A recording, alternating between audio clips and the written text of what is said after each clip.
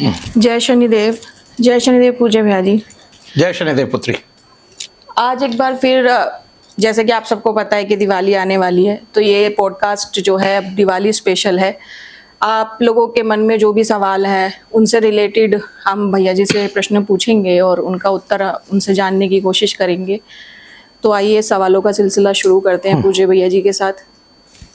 जी भैया जी, सवाल तो बहुत हैं, लेकिन सबसे पहले तो मैं दिवाली से रिलेटेड ही आपसे सवाल पूछती हूँ जी कि जैसे दिवाली आ रही है और इस समय बहुत बड़ी तादाद में लोग तंत्र विद्या का यूज करते हैं, तो ऐसे में कैसे बचा जाए इन सब चीजों से? पुत्री, वैसे तो शनि धाम में आइए और बचिए सदा के लिए। जी ठीक है, और परमानेंट बचिए। अब शनि धाम में कुछ विलक्षण शक्तियां विराजती हैं और लोग कहते हैं हमारी सिद्धि खुल गई, ये खुल गई, वो खुल गई। अगर सिद्धि का खुलना ही देखना है, क्रिया का होना ही देखना है, क्रिया का खत्म होना, विनाश होना देखना है, तो आप सरेआम आइए, बैठिए, देखिए। एक दूसरा, दिवाली पे आप कोई भी ऐसा कृत्य ना करें जो आपको हानि पहुंचाए। आप दिवाली पे जब अपने कुल का उतारा करके कहीं चौक चौराहे पे देने जाते हैं, वो नियति ठीक है। उसमें क्या है कि हम एक ऐसा भोग दे के आते हैं, मीठा, लौंग, बताशे आदि, और कुछ पैसे भी रखाते हैं। वो उस देवी के नाम के रख के आते हैं जो कलिष्ठा है, ठीक है, जो कृत्य है, और हम उससे दूर से नमन करके आते हैं कि ये तू हमारे गांव में मत आ, मेरे बच्चों पे मत आ, और वापस मुड़ के नहीं देखते हैं जैसे ही भोग देते हैं पुत्री। तो जब हम भोग देते हैं उसको, वो हमारा भोग ग्रहण करती है, और यही हम कृत्य करें। इसके अलावा दीप जलाएं, भगवान राम की पूजा करें, ठीक है, माता लक्ष्मी की पूजा करें, जानकी की पूजा करें, हनुमान जी महाराज की पूजा करें, वो सब जो पूजनीय हैं उनकी पूजा करें, और घर घर दीप जलाएं। पहले मैं एक क्रिया देखता था कि लोग क्या करते थे, छोटी दिवाली पे दूसरों के घर के सामने दीपक जला के आते थे।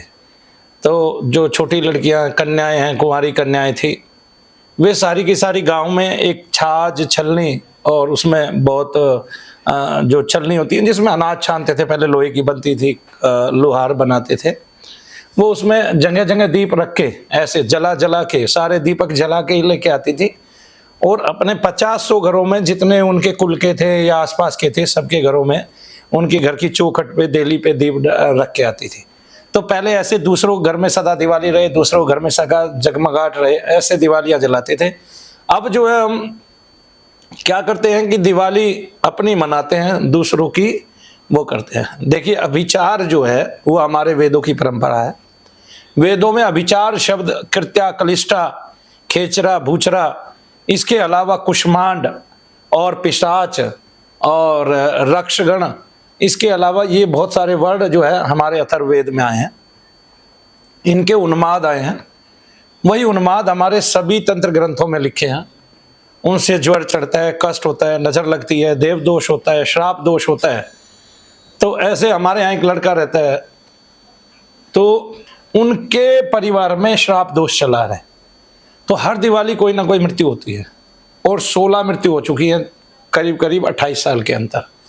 और जिस बार मृत्यु नहीं होती है उस बार किसी को चोट लग के रह जाती है, यानी कि वो मृत्यु से बच जाता है।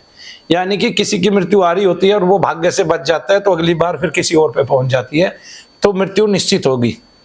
ऐसे तो इस तरह श्राप दोष लगता है, देव दोष लगता है, पितृ दोष लगता है, प्रेत दोष लगता है, और नजर दोष लगता है। तो इन सभी दोषों से बचने के लिए हमें जो हमारी रक्षा विधि है उसी का प्रयोग करना पड़ेगा। बजरंगबली महाराज का पाठ करें, ओम ऐं ह्रीं श्रीं क्लीं राम राम हम हम ह्रीं ह्रीं नमो हनुमते ह्रीं ह्रीं हम हम राम राम क्लीं श्रीं ह्रीं ऐं ठे ठे ओम पट स्वाहा। इस मंत्र का जाप करें, इससे आपको शांति मिलेगी और शक्ति मिलेगी, और आप जो है बच जाएंगे। इसके अलावा अगर आप फेतकारणी का यूज कर रहे हैं, ओम राम फट रीम फट रूम फट रेम फट रोम फट रे फट, तो ये परमेश्वरी है फेतकारणी के स्वरूप में।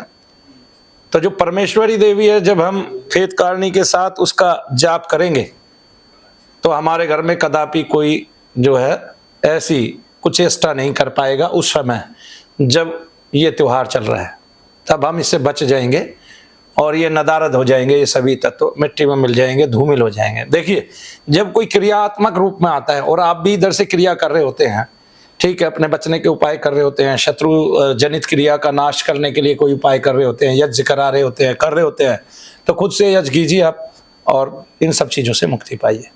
जय श्री देव। जय श्री